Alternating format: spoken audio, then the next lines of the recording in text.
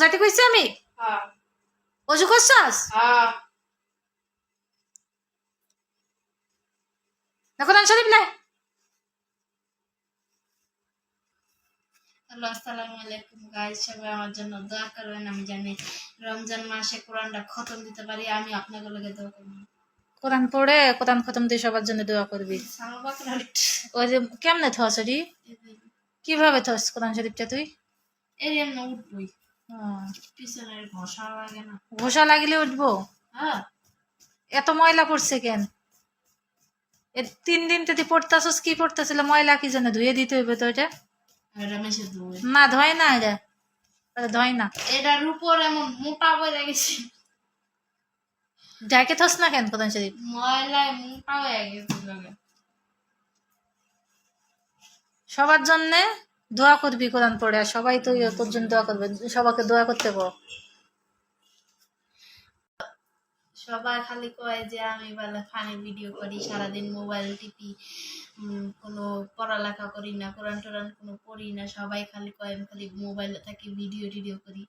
তো আমি আমি ভিডিও করি, ঠিক আছে, পড়ালেখা শেষে, কোরআন টোরান শেষে, তারপরে আমি ভিডিও করি। এছাড়া আমি কোনো ভিডিও করি না। আর এই কোরআন কয় বছর আগে পড়ছস?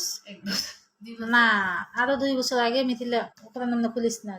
কোরআন শরীফ মিথিলা আরো 2 বছর আগে খতম দিয়েছে। মিথিলা যখন ক্লাস 2 আসলো ওখান থেকে পড়া শুরু করছে, 4 শেষ করছে। করোনার বছর পড়া বন্ধ আসলো, তারপরে শেষ করছে। কিন্তু মিথিলা তাড়াতাড়ি পড়ছে, পড়া তাড়াতাড়ি হয়েছে মিথিলার। কিন্তু একটু দুষ্টামানি করতো, পড়তে লাগলে একটু দুষ্টামানি করে।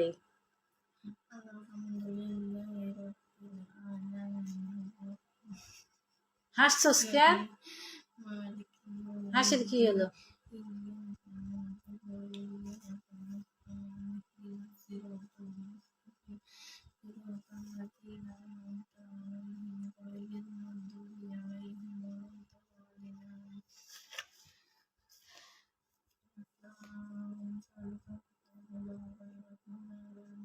আর একটু জোরে কর। আমি আর জোরে পড়ি না।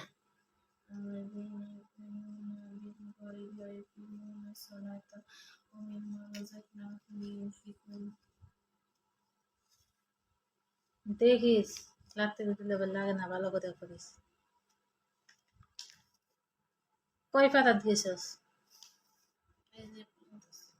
কয় পাতা পড়ছিস? 11 পাতা পড়া হয়েছে।